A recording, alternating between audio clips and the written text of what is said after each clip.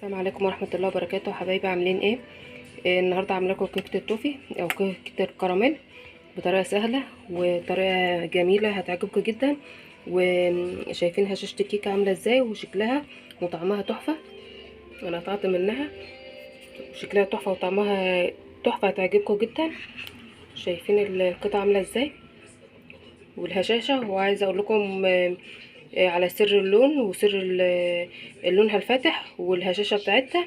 مكونات بسيطه جدا هتطلعي احسن كيكه كراميل وتعجبك وتعجب ضيوفك وبأقل الامكانيات اقتصاديه جدا وموجوده في قلب البيت. كل المكونات بتاعتها عايزاكم تجربوها وتقولوا لي ايه رايكم. ما تنسونوش يا حبايبي في اللايك والاشتراك وتفعيل الجرس. والسلام عليكم ورحمه الله وبركاته. السلام عليكم حبايبي عاملين ايه؟ النهارده حبايبي هنعمل كيكه التوفي او كيكه الكراميل بمكونات بسيطه جدا موجوده في البيت وحاجات اقتصاديه خالص. واعمل حتى الكراميل كراميل اقتصادي ما فيهوش حاجات كتيره ولا كده.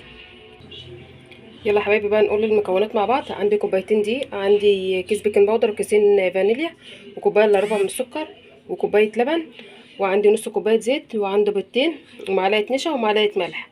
هحط كيس البيكنج باودر، انا نخله الدقيق ده مرتين ثلاثه كده. هحط ده كده عليه كيس البيكنج باودر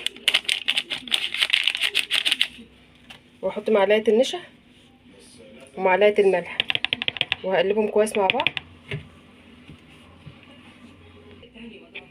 هقلب بقى المكونات دي كلها كده مع بعضها، الدقيق وذره الملح ومعلقه النشا وكيس البيكنج باودر او معلقه كبيره من البيكنج باودر. هقلبهم مع بعض كده. اهم حاجه تنخلي الدقيق وتبقي عارفه ان الدقيق ده بتاعك كويس. تنخلي كويس معاكي. كل ما بتنخلي الدقيق مرتين ثلاثه بيدخل معاكي هوا كويس وبيخلي الكيكه ناشفه وحلوه. عندي بقى المواد السائله دي كلها هحطها في الخلاط.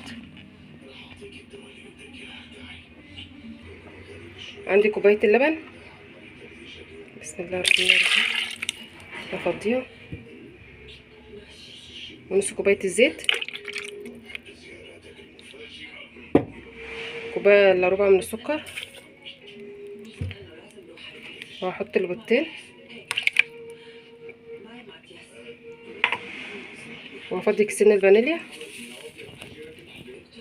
هضرب بقى المكونات دي كويس في الخلاط وارجع لكم. اقل حاجه ضرب كده في الخلاط 5 دقايق كده علشان تدينا لغايه ما الخليط ما يفتحها لونه يفتحها معانا. الضرب ده في الخلاط ده هيدينا هشاشه حلوه في للكيكه. خلطت بقى المكونات السائله كلها مع بعضها في الخلاط كده لغايه ما الخليط فتح معايا باللون ده. هحطه بقى على الدقيق، بسم الله الرحمن الرحيم، هفضيها واقلبها كويس. هقلبهم بقى كويس لغايه اما الدقيق يختفي. اهم حاجه بس تقلبي كويس وتتاكدي ان اللي انت قلبته كويس وكل الدقيق تجانس معانا في الخليط ده. هقلبها جامد كويس كده واحط معلقه خل. معلقه الخل دي تدينا هشاشه في المعجنات وفي الكيكه، بتديها طراوه كده حلوه وتبقى هشه معانا وحلو. بسم الله الرحمن الرحيم، حطيت معلقه الخل. هقلبها بقى كويس وارجع لكم. يا حبايبي انا بقلبها هنا كويس اهو. معلقه الخل بقى يا حبايبي بتعمل ايه؟ بتدينا طراوه للكيكه وبتخليها هشه وبتفتح معانا الكيكه. والسبب برضك في تفتيح الكيكه ولونها بيبقى فاتح البيكنج باودر والدقيق بتاعنا والسكر، سكر التموين. بلاش بالسكر التموين، اعمليه سكر ابيض عشان الكيكه تبقى معاكي هشه وتاكدي من صلاحيه البيكنج باودر. عندي بقى معلقه الخل تبقى ضروري يعني في الكيكه.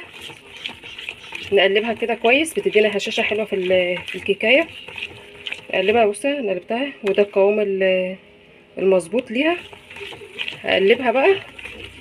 عندي صينيه مبطناها بالدقيق، هدهناها ماده دهنيه وحط لها دقيق، معلقه دقيق ولا معلقتين دقيق وبطن بقى الصينيه.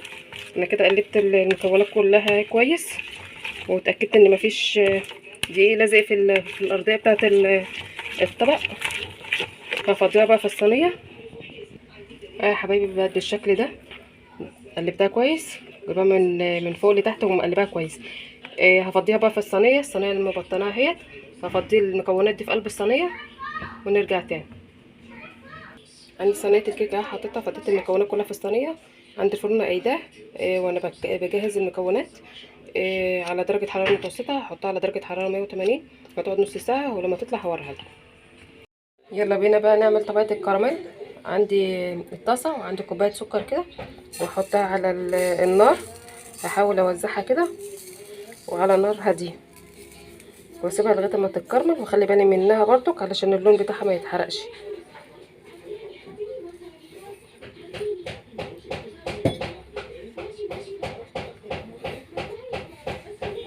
بس علشان تبقى تتكرمل معانا.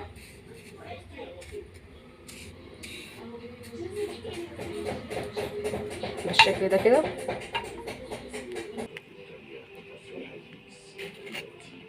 مصطفى، لا معلش انا اسفه الصوت بتاعي. انا كده فتحت الكاميرا وهقلب بقى في الصوص. خلي بالي منه علشان بس ما يتحرقش.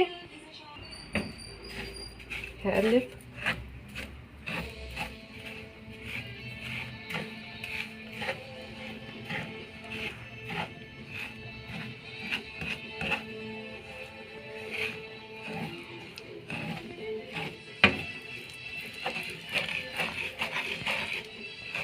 متخافوش ان هيتكرمل معانا دلوقتي، بس اهم حاجه بس لونه ايه ما يتحرقش مننا. عندي السكر كله كده اتكرمل. هنزل بقى مكعب زبده كده حلو، احطه هو كله دلوقتي هيدوب مع بعضه بالشكل ده كده. هتسيح مكعب الزبده، وهنزل بكوبايه اللبن.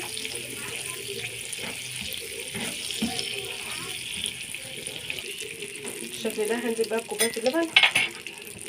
بسم الله الرحمن الرحيم. هي هتقفش معانا وبعد كده هترجع تفك تاني. السكر هيقفش كده معانا، هيكمل، ومع السخونيه بصوا بالشكل ده كده، ومع السخونيه هيرجع يفك تاني. عندي بقى كوبايه ميه، وعندي معلقه نشا كبيره اهيت، هحطها واقلبها عشان هبقى فضاها برضك على السكر الكراميل والكوبايه اللبن. عندي بقى الكراميل السكر ده اهوت زي ما احنا ما شايفين اهو. هنزل بقى بالايه بكوبايه الميه وعليها معلقه كبيره من النشا. بسم الله الرحمن الرحيم. بسم الله الرحمن الرحيم. بسم الله الرحمن الرحيم. انا كده نزلت بالكوبايه اهيت. هقلب تاني، اقلب فيه لغايه ما يجمد ويدينا قوام ايه تقيل كده معانا. هوريهولكوا برضو في الاخر. عندي بقى معلقه قشطه كبيره كده هحطها عليها. هنقلبها بقى كويس معاه. شايفين القوام اصلا طلع ولسه شويه كمان. كده انا بدوب بقى معلقه القشطه دي كويس كده على النار. كل المكونات كده دابت معايا، هتدوب بس كده وخلاص كده. بصوا القوامه كده، قوامه مظبوط وحلو.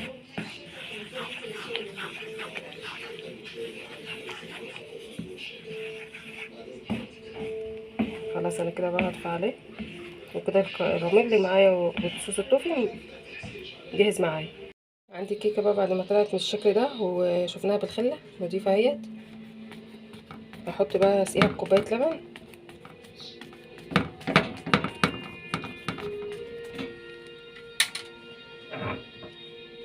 بسم الله الرحمن الرحيم.